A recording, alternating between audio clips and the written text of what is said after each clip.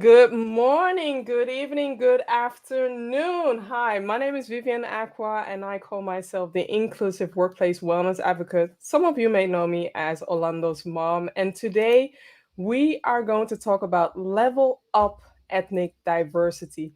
I'm here together with Lara Manqui, who is the growth coach for female technologists and a social justice champion.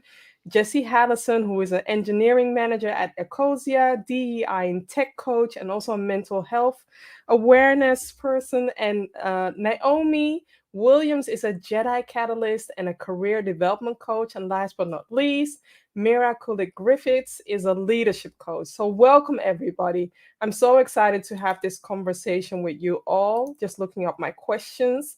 Um, Jessy, I'll start with you and I'll rotate once in a while. What's your number one tip for those who want to challenge leaders to diversify the management levels?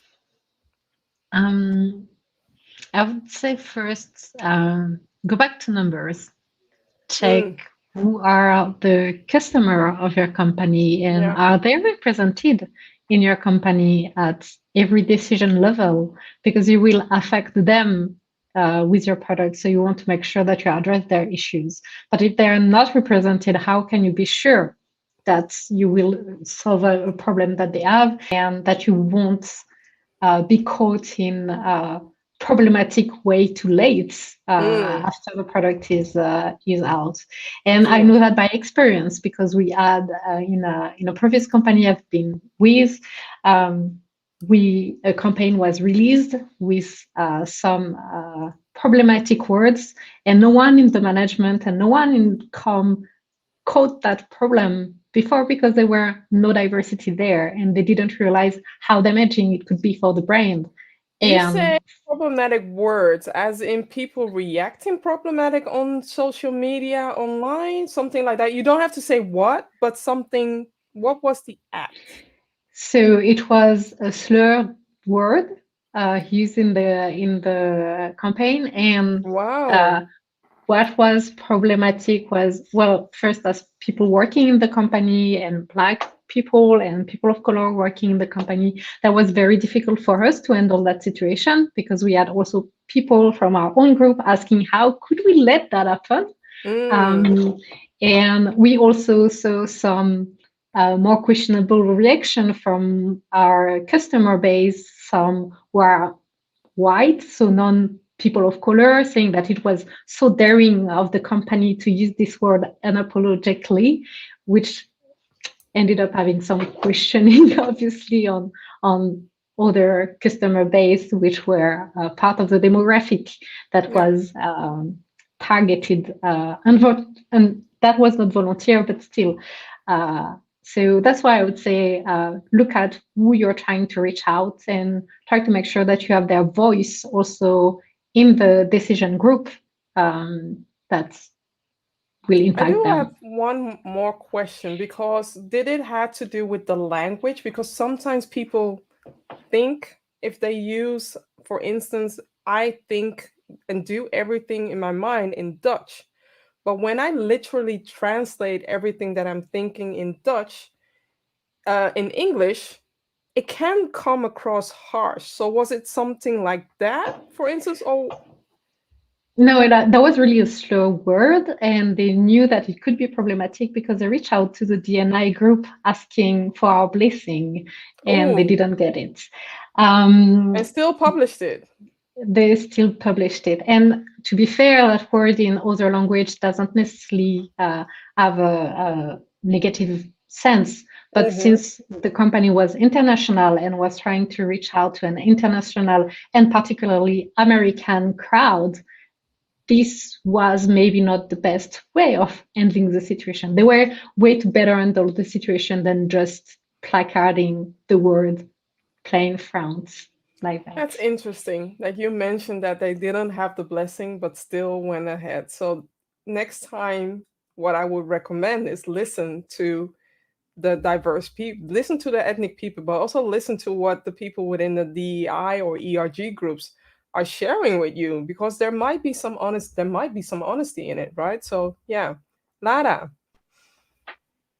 Well, my tip would be to look at your leadership principles and see if they are supportive of bringing in um, diversity into your management levels. Because Mm-hmm. I did a little bit of homework before our talk, and these the leadership principles that that you see, for example, in big tech companies, they're all kind of the same.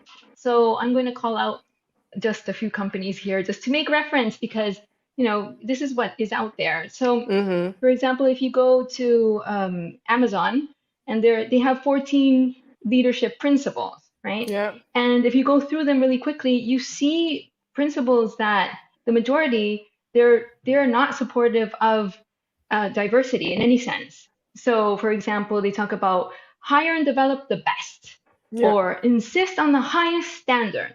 Mm. But who is putting those standards, and who is deciding what is best or not best, right? This is all supportive of the status quo. Yeah. And so I would challenge these companies to go back and look at their principles and see, are they aligned with what you're trying to achieve with bringing in diversity? There's a really good document that I always go back to, and it's called White Supremacy Culture in Organizations. And it's Mm. by a organization that's called the Center for Community Organizations. And they talk about how there are a whole bunch of things that occur commonly in companies really are supportive of certain groups and not supportive of others. And when we talk about like bigger, better, faster, that is always going to be supportive of the status quo Yeah.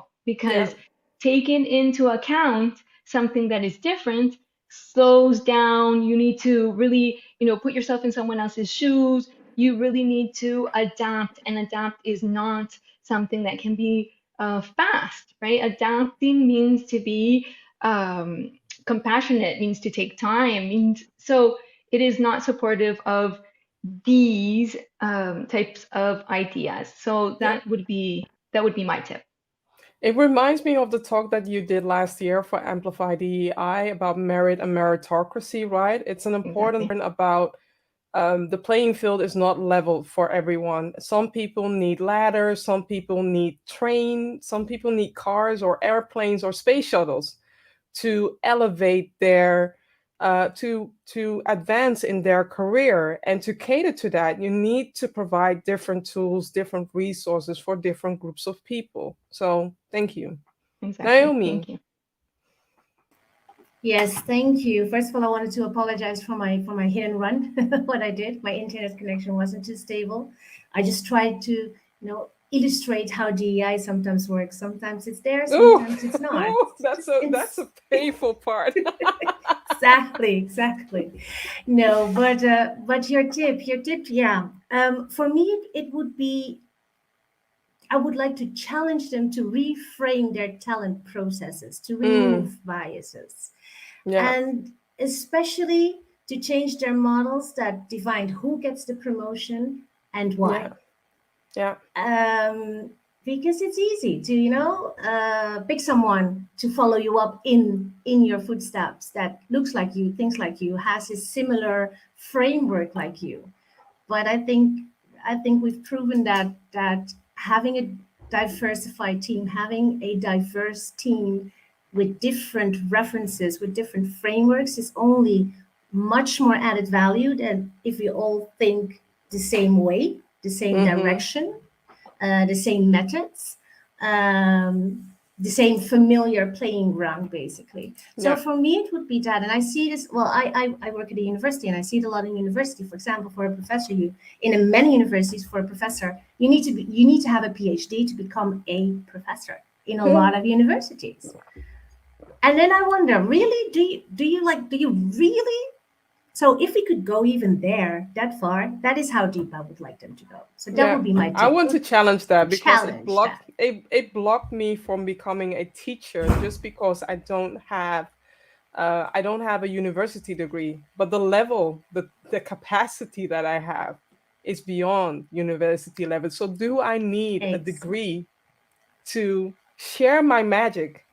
And if you have seen what I have done for Amplify DEI, I was blocked to showcase the magic, to showcase a different magic. And with this summit, I am showing my full capacity. And if you are blown away, know that it's done by a mom, Black mom, who was blocked for using her superpowers.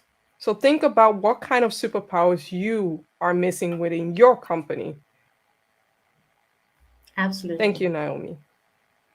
Mira. I really enjoyed what you just said. It really hits home for probably all of us in some way, because we couldn't do certain things because of who we are, or what other people think we are capable of because of who they think we are. All the aspects that you brought up, and when Jessy started talking, I'm like, oh, this was my idea. It was, but it's interesting. There's another aspect of actually cultural change and dealing with really societal and economic problems that we are all facing right now in the world. So because in all policymakers, we don't have ethnical diversity in policymaking. We don't have it in research. We don't have it because, as you said, only certain groups can afford to go to university, and they end up in research groups, and we don't get to learn so much from people who are actually on the ground. They already know what they need to do in order to reduce carbon footprint, and how they deal with their land, how they're diversifying agriculture and all of that. And there is an interesting book, and because we have only one ethnic diversity that actually has no idea how things are done already, we are missing so much. So we are basically focusing only on technology, because this is only what we know, like new inventions, new technology, but there's so much more already there that we could be using and improving, but we don't know that. And it's not possible for it to come in, the knowledge to spread, because there is no representatives of these groups in policymaking, in politics, in these areas. There is an interesting book I wanted to share with you or anybody else who is listening, and it's called Diversifying Power.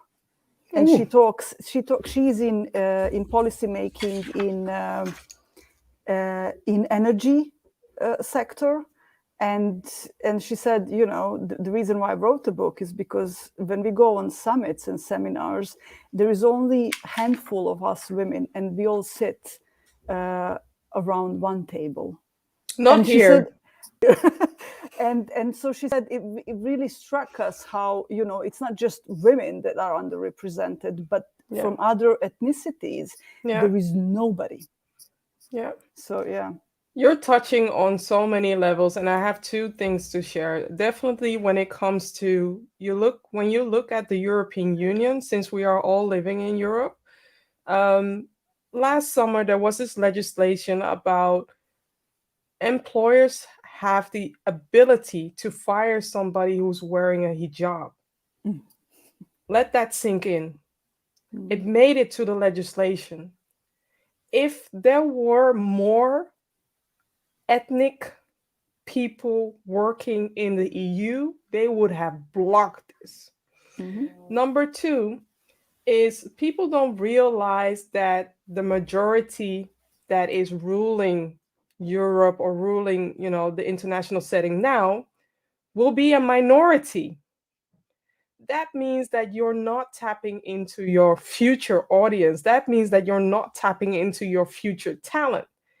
And if you are ignoring them or disrespecting them or excluding them now, people won't forget what you said. People won't forget what you do. They will remember how you made them feel.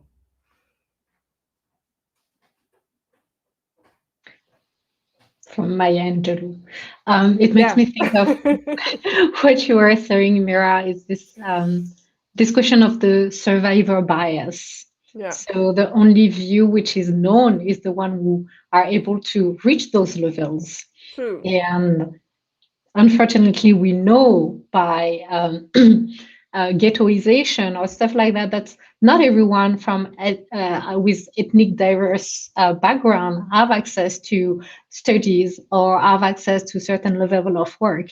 Yeah. I know that, for example, I'm very privileged. I'm in an engineering manager position in a very great tech company. Unfortunately, I'm one in an ocean of no people like me. So obviously you will always get the voice and the opinion of those who survived all the triage, let's say, before reaching that level. And that's one of the issue, I think, and why we should never just base our decision, our policies just on the survivor bias, because we know this is not how it works. For those who are not in the audience who are not aware of the survivor bias, there was this during the World War II. They saw plane coming back and were analyzing where the shots were going through to think about reinforcing this part of the plane. But someone pointed out that what we should have been investigating is the flight that never came back, because it means that they didn't survive. So that's where there are weaknesses in your system. And I think just to go back on the question of the tips for management level, ask you which point of view is not represented in your group. Yeah. Who are you missing? Exactly. Who is missing inside the room, in the room with you? Because you already know what you already know, but you don't know what you don't know. So you need to look for those.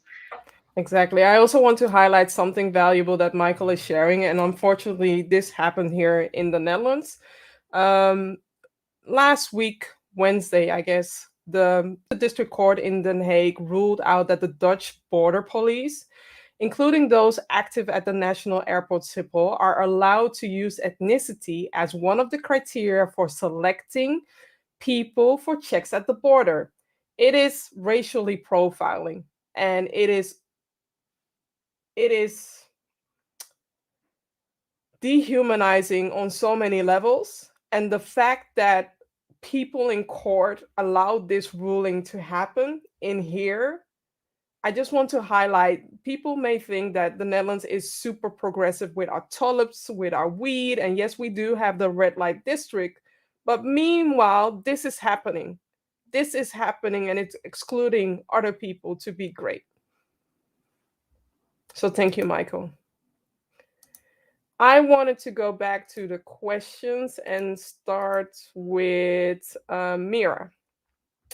What do you wish to see when companies about ethnic diversity? Also, knowing that we have our challenges with the GDPR rulings, what do you wish to see? If you had a magic wand. Yeah.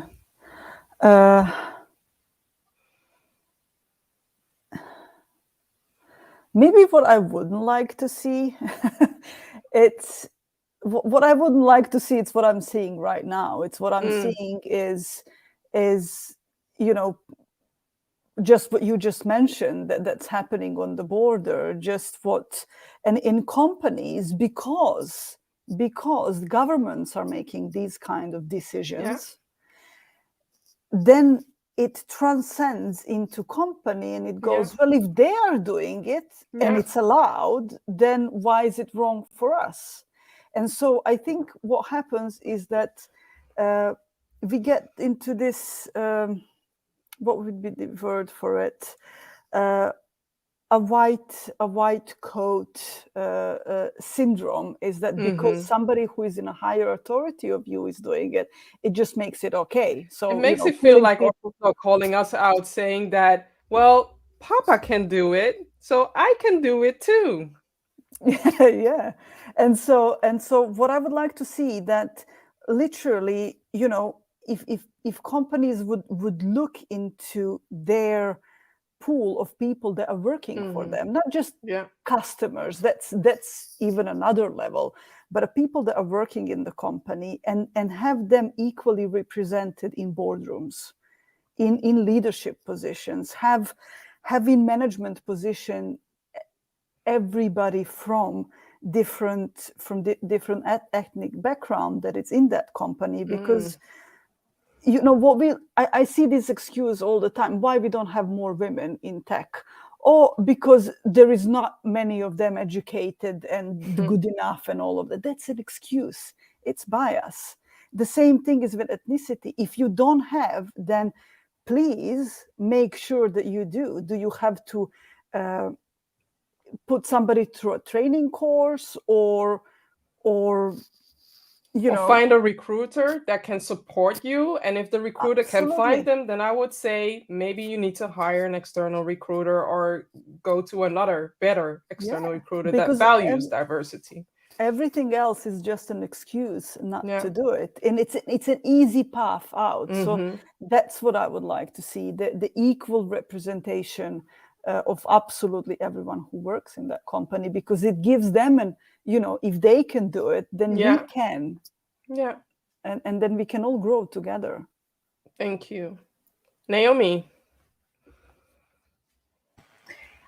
I love what Mira is saying. For me, I would like to add to that what Mira is saying, plus some sort of an ethical, a transparency and ethical code. Because for me, it is, how shall I put this? The numbers don't necessarily say, tell the truth. Like, what is ethnicity for you? What is it for me? What is the number? For me, it's numbers in radio to your entire company population. So how many people do you have, and how many people of those are different than the majority that you have? If you have a majority, you have a problem. Yeah. So for me, it lacks some sort of ethical criteria. I just came up with a word, so don't go Google it, because I don't think it exists. But for me, it is like that. More transparency, what is behind the numbers. And more understanding, similar understanding, because it's the same when you talk about diversity. You have to explain the definition you are using. And I see the same happening with the reporting of ethnicity within companies. I don't know, I have to say the top 5, and I think it was Deloitte who is providing transparency reports, Deloitte in the US, who is providing transparency report, as in comparing their reports from last year into the figures this year, and what they have done to do better. So there are examples out there. The only thing is, are you applying those examples? So thank you. Yeah, thank you. Lara. I apologize. I have a little tech problem. So, no worries. Replying to the question, first of all, I would like to see, there are many companies that still are not doing reporting in regards to not yet. Not yet, exactly. So first of all, I'd like to see reporting, right? Many companies that do not report. And secondly, I'd like to continue with this idea that Naomi mentioned about transparency. So going back to tech companies, Google does a better job at this, because what they do is that they have for example, information on gender, information on race, and then information on both. So you can see, for example, that out of 100% people, right? That usually, if you go to, for example, Apple, they say, okay, 70% is male and 30% is female, right, in their leadership.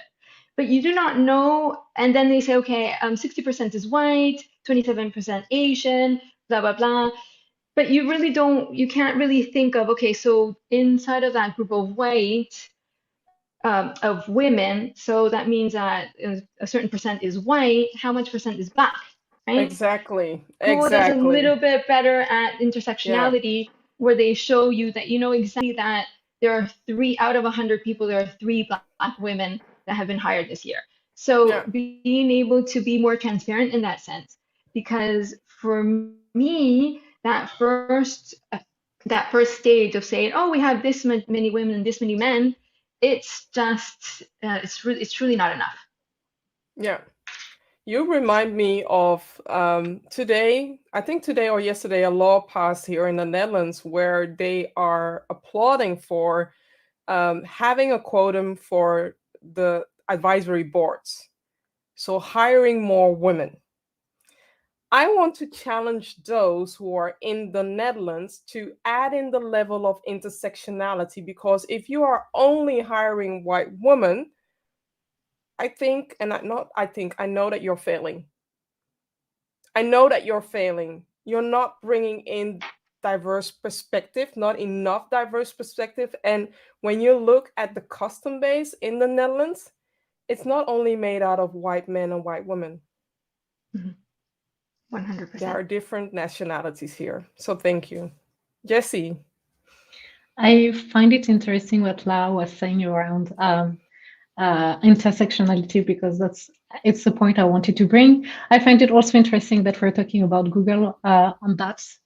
Just I think it was three days ago on Twitter, it kind of blew up, and it's not the first instance that happened that a Black employee got reported by some white colleagues and had to prove and was brought to the door and had to prove with several documents that he was yet an employee from Google. So I would add to that, yes, that's good to have diversity in your numbers. And I'm very happy that you have diversity in your numbers. But if you want to be really true, there is indeed the intersectional factor that should be involved. What I'm interested in is also your turnover. Because if you keep hiring 20 women, but the 20 women are leaving and you're just going in that loop, what it tells me is just that you're very into diversity and showing, so representation. Again, I do believe in representation, but what you're saying is that you don't think that they are included and they belong in your company. Yeah. And they are just something for the number in your checkbox. I have my check number of Black women or Black people or Asian people, and that's all that matters. But we are not really working to make them want to stay and feel like they can stay. So definitely for me, a turnover and the reason on why people are leaving or not are very interesting. They made this research. I don't remember. I just remember reading it on an article when it was exactly that. They were showing that, yeah, there are a lot of women that were reaching senior level, and the turnover of women were really, really low. But when you were going deeper in the number, you saw that Black women had the highest turnover. So basically, 90% of the Black women were leaving the company. Yeah. Overall, women were staying, but Black women were not staying. So that's the type of number that I need to know if I want to know if your company is a safe company for me, if it's a safe company for my for people looking like me. So that's something I want to know. And also maybe another number that I would link to the story I talked about Google is, what's the number of reports you had against people of color in your company versus what happened for others? And maybe ask yourself, if the number of reports is higher, maybe you have something to dig into, and maybe there is some bias in your processes to assess what is a dangerous She's saying some bias. I'm using euphemism, obviously, but it means that you need to dig deeper on what's not working in your company, because Yeah. there is bias. Yeah, definitely. I do have a few things to share. So, for the people that haven't all these separate things, I know that we look at pay as a very high denominator, but still pay is not that important. What important is how we are feeling. Are we energized? Are we part of the equation? Do we feel like we belong? Can we grow?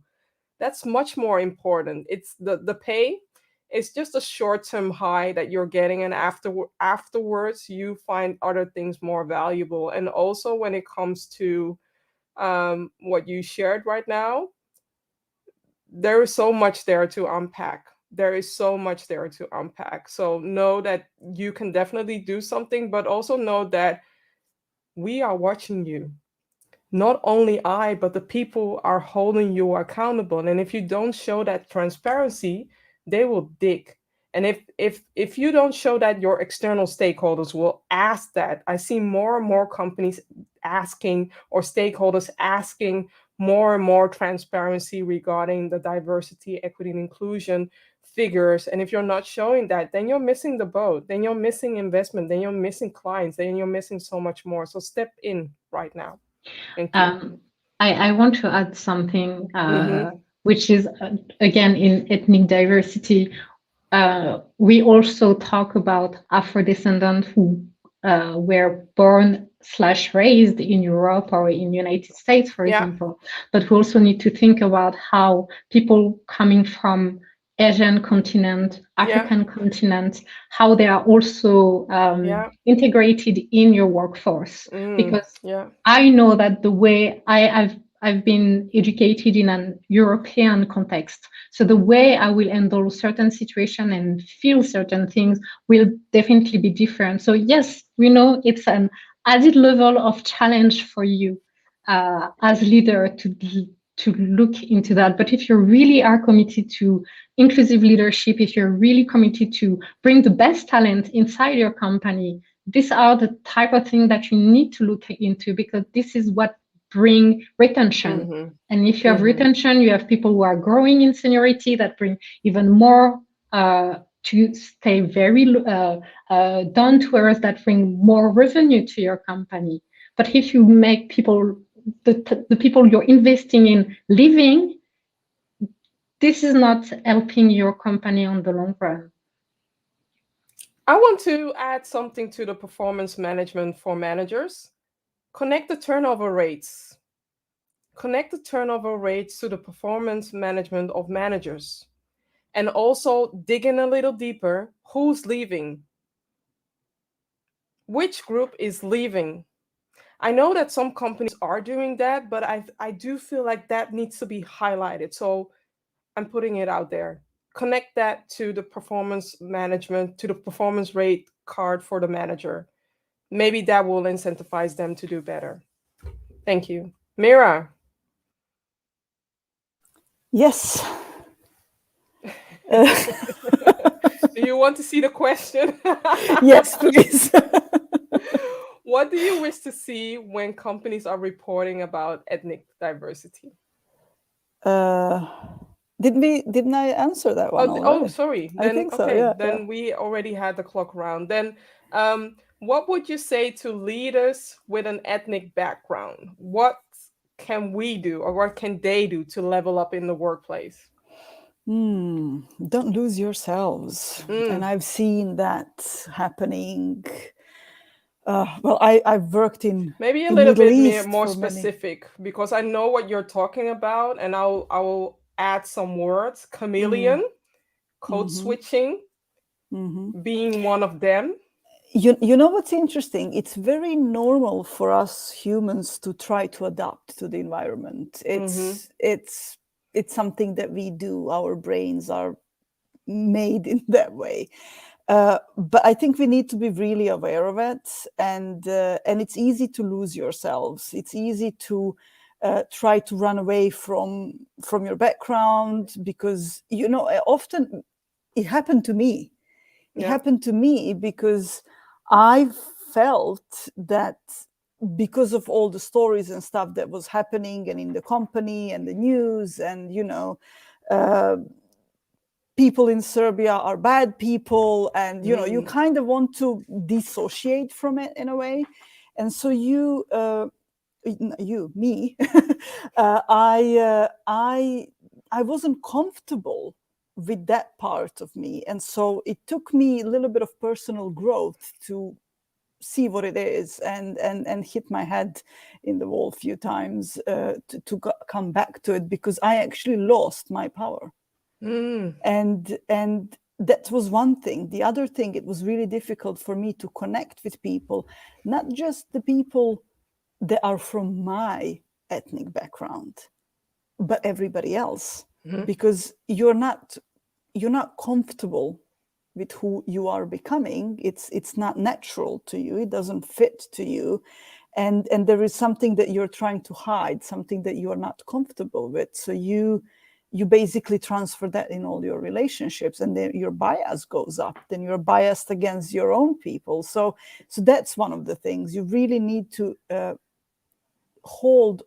hold on to, but just be yourself. And I think we really need to be proud with who we are.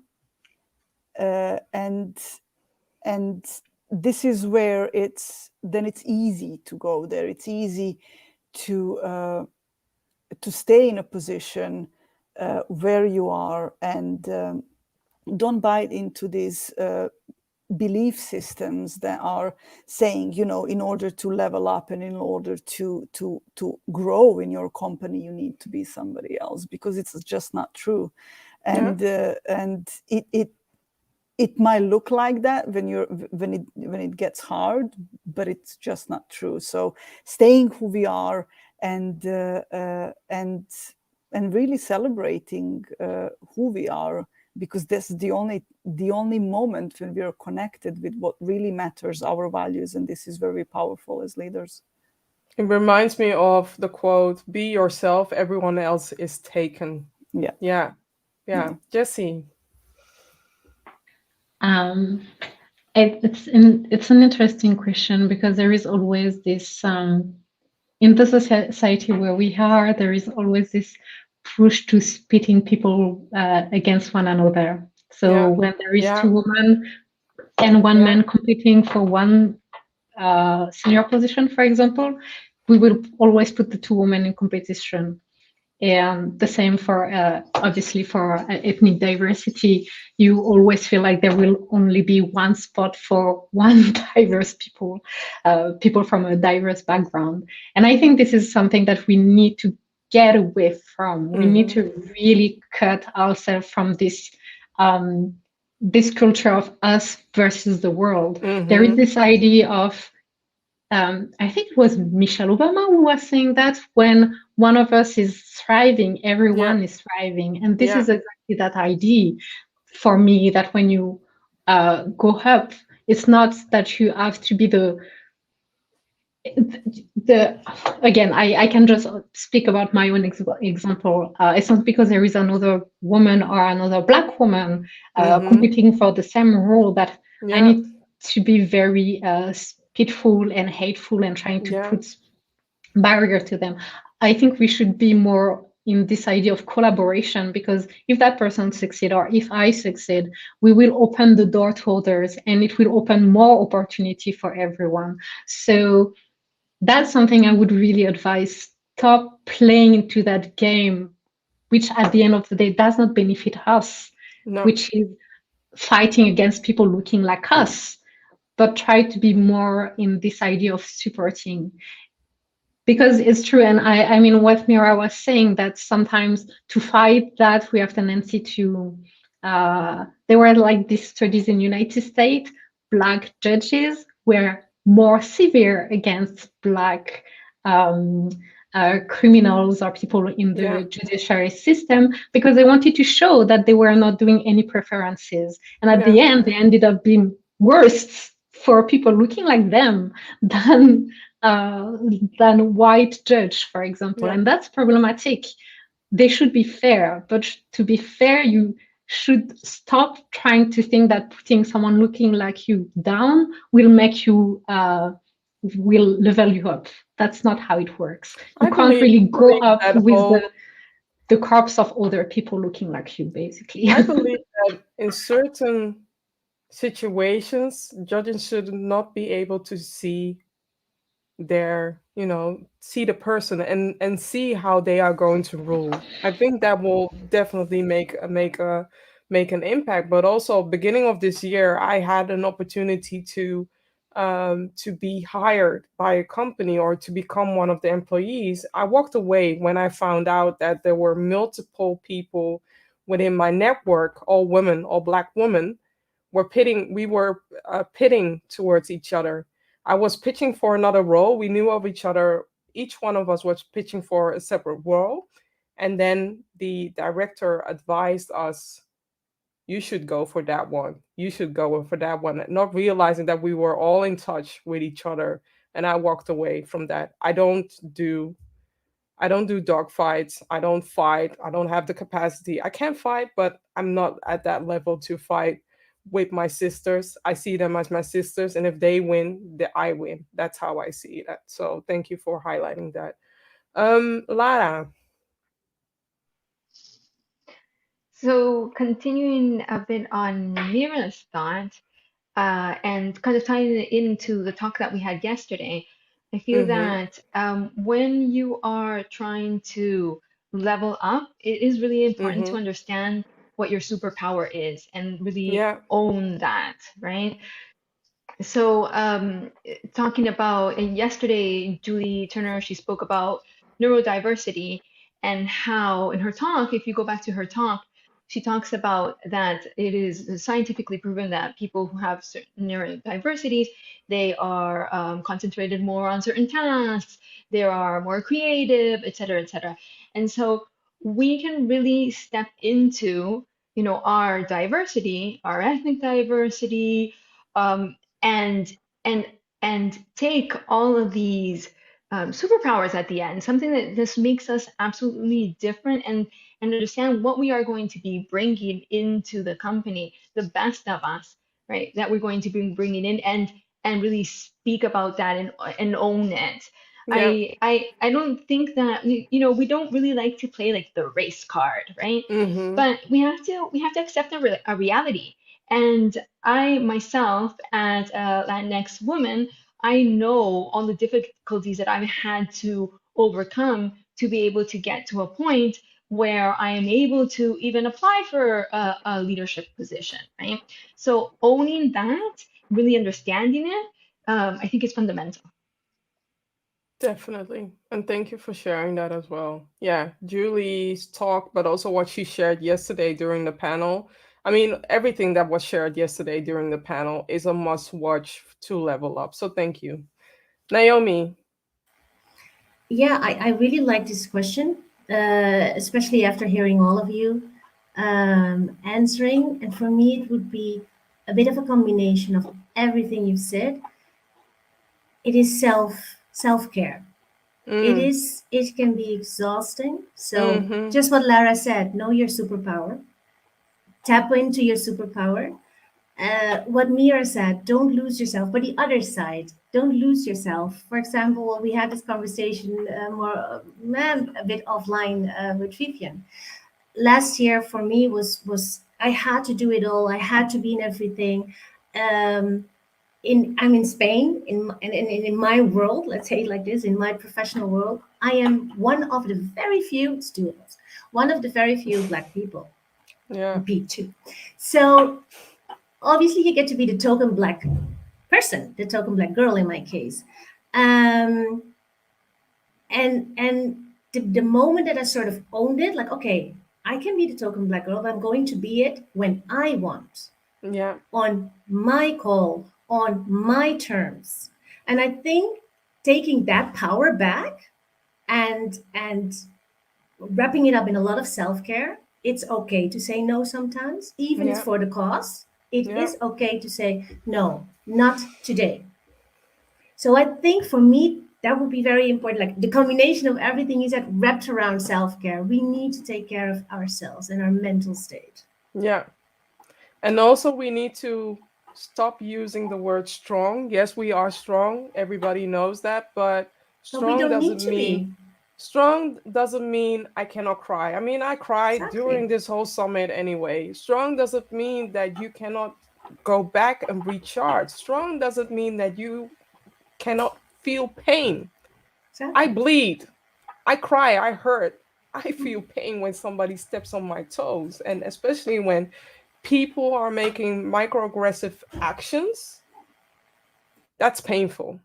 That's painful. So thank you. I also want to, I see a lot of comments and I feel like I need to highlight them. So Michael is sharing very good points, Jessy. Dig into the report, who's being reported, who not, and at what rate. Carla is sharing, thank you for sharing these unique experiences and ideas. We need to open these conversations in every workplace. Carla, share Amplify DEI with everybody. And also, she has another thing, sorority. We are more powerful when we are together. Vera is Can I? clapping. Yeah, Sorry, Vivian. Can I go back to what I think it's Clara shared? Like we need to talk about this in the workplace, yeah. which is something that I do and something that I love. Mm-hmm. Mentorship programs, Yeah, DEI programs, yeah, just those are not enough. yeah. So we need to go beyond the conversations and move them to actions. And it should not be on our shoulders only. And this is where I know True. the leadership part, but I do think talking to, I do No, think that's true. And important. what I want to add to that, because one of you made that comment saying that there is a lot of emphasis on bringing in diversity, but after 90 days, right? After you are over the honeymoon phase, what are you doing to rekindle that love? Basically, where's the love after 90 days? Where is the love after a half year? Where's the love after 1 year? Because if we can bring our car to the garage every period, every year, every 2 years, and do that checkup, why are you doing that checkup with your employees as well, with your team members as well? Ask them, where do you want to be? What can I do to support you? And maybe if you have a mentorship program or something in place to for them to level up, provide that access as well. On the mentoring, I just want to add, it's something I always say in my talk. Mm-hmm. I know lots of amazing, talented women, Black people, people who are not from the majority on what we see Yeah. in the tech world. The problem is not the mentoring. First, the problem is sometimes trust in ourselves because Yeah. the whole society tells us that we are not enough. Yeah. But the other issue is don't mentor, sponsor. When you see Mm-hmm. a project and you know that that person could help, put their name in the list of the short list of people who could be reached out. Because at the Yeah. end of the day, it's when you open doors that we will be able to enter into that. It's Viola Davis when she Yeah. received her, I think it was her Grammy Award for Mm-hmm. How to Ooh, Get Away with the the one with Murder. Meryl Streep, right? She said something about she She is was not being saying, paid like Meryl Streep, but she has Meryl Streep no, mileage. that was not that. In her speech, she explained that she's very grateful to be here. It just shows that when we get the opportunity, when you write roles for Black women, Yeah. then we can reach this level. But if you don't open the door, if you don't Yeah. open opportunity for us, obviously we will never be, in this case, never be able to win a Grammy Award because there is no role for us to be True. able first to compete. So that's the same idea with sponsorship. You need to create those opportunities for your colleagues. If you want to be an ally, if you want to be a inclusive leader, you have to sponsor people who are around you. You have to support their growth, because when it's this saying that when the most underrepresented and person win, everyone wins. And that's Mm-hmm. exactly that idea. If you can open the door for them, you're opening the door for everyone. So sponsor people around you, give their name for promotion, for specific projects, for new role in other companies. Mentoring I, is not enough. I understand you and I get you, but I also want to add a little bit context because one of the reasons why Viola Davis got that position was because of Shonda Rhimes.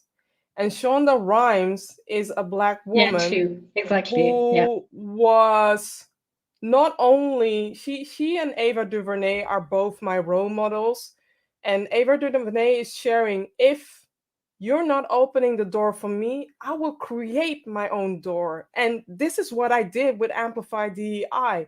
I wasn't being asked, I wasn't being noticed, I wasn't being valued, being seen. No worries.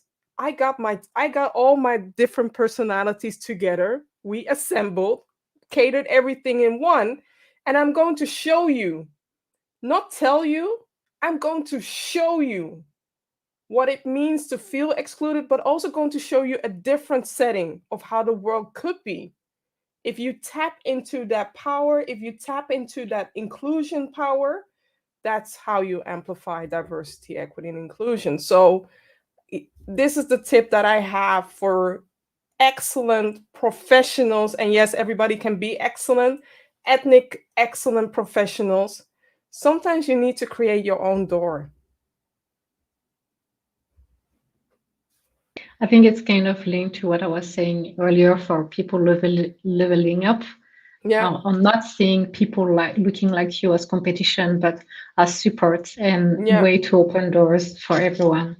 Yeah. And I fully agree. That's true. That's totally true that Viola Davis got this Grammy because another Black woman opened the Yeah. door for her.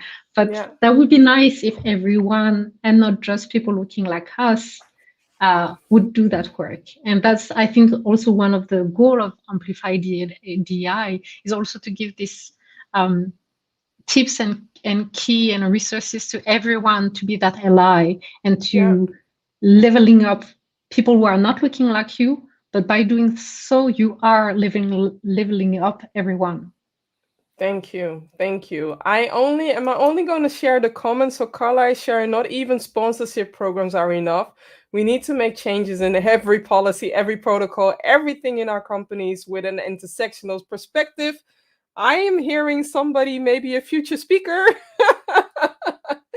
Vera is sharing, working in a male dominated IT world, I found out when you show your or our power as being unapologetically emotional, vulnerable, and not afraid in showing in the workspace, people will adjust their view, association of strengths. Value you as you are. Very nice listening to this conversation. Thank you, Paula. Thank you, Vera. Sorry. Thank you, Vera. I am so grateful. And I know I want to be mindful of the time. I know we have one question, and I want to summarize that into two or three words. I'll start with you, Naomi. What is your wish for 2025 when it comes to amplifying ethnic diversity in the workplace? What are the four words that you would like to share with us? Diverse teams perform better. Go for it. Yeah, thank you. Lara, oh, sorry, Lara. I am dying, I am vying to see more brown and black when I look at leadership positions, when I look at the board of directors. That's what I want to see. I think we are all thirsty for that. Thank you. Thank you. Mira. Unmute. Um, somebody yesterday we had a conversation about intersectionality, and somebody mentioned the word kaleidoscope. That was Marjolein, was it? Yeah. It was yeah. And I think that's a really nice one word that I would probably use, and see a bit more colorful, dress, boards, everything to change. We don't want Yeah. to be in suits anymore. We want to Yeah. be humans, and which Thank I'm you. not really representing right now, but Why? But not very colorful top. Thank you, Yeah, Mira. thank you. Jessy. Mira, I'm in gray with a gray background. What I wish for 2025, honestly, I wish that this is not even anymore a question. It's not anymore a conversation that we have, because it's already implemented. So what I wish is not being invited in another talk on that, because it has already been implemented in companies and people understand the value of that. So that's literally my dream, is to get out of work on that side, because it's a non-question. We don't even have to think about that. People are recognized for their talent, whatever their background. That's literally the only wish I have. Thank you. I have a few comments coming in. So I think Carla is already ready. So I'm ready. And Taboho is also one of the speakers, is sharing, it's important to face the reality that growth, evolution, learning and unlearning are ever continuing. This also applies to diversity matters. Thank you. And one question from the other platform, what about the small companies? How can an employee from a small company convince management to bring in more diversity when they barely have an HR? Start having a conversation with the management team. It starts with leveling up with the management team, saying that if they want to bring more business, bring in more diversity, be more creative, be more visible, bring in, have that conversation what they are missing. Yeah. What was the take leadership? Yeah. Thank you. I do have an announcement to make, and that is the announcement of the upstanders. Earlier this year, people were allowed to nominate, other people that are moving the needle. Reza is one of them. He has won the award, the Amplify DEI Inclusive Leadership Award for 2021 for being an upstander. And I will share on LinkedIn very soon about what somebody else shared for his nomination. And also Maxine Penny. I received such a heartwarming video with all her colleagues nominating her warm heart. And she also has won the Upstander Award. So I will share soon on my LinkedIn profile why and also what people have shared. It's such heartwarming to see other people nominating other people just because they believe in that person being an inclusive leader. And we want to see more inclusive leaders as well. So thank you all for sharing your valuable insights, but also making this last episode of Amplify DEI 2021. I feel emotional for making it a success. I have received so many messages, mail, LinkedIn, WhatsApp, with all the love, and even people even now reaching out saying that they have never seen something so personal, so valuable. But also I am inviting everybody from whatever level you are at. I'm not inviting you to meet my level. I'm inviting you to start your journey. That is what Amplify DEI is all about. And every year you challenge yourself to amplify, to move the needle for yourself, but also for somebody else. So thank you all for making this a very amazing episode. And I am truly blessed. Thank you. Thank you, Absolute Vivian. pleasure, Vivian. Thank you so much. Yeah. Thanks for having us. Of course. And great to meet everyone. Absolutely. So you have bye, to do this everybody. again. Bye. Bye-bye. Thank you. Thank you.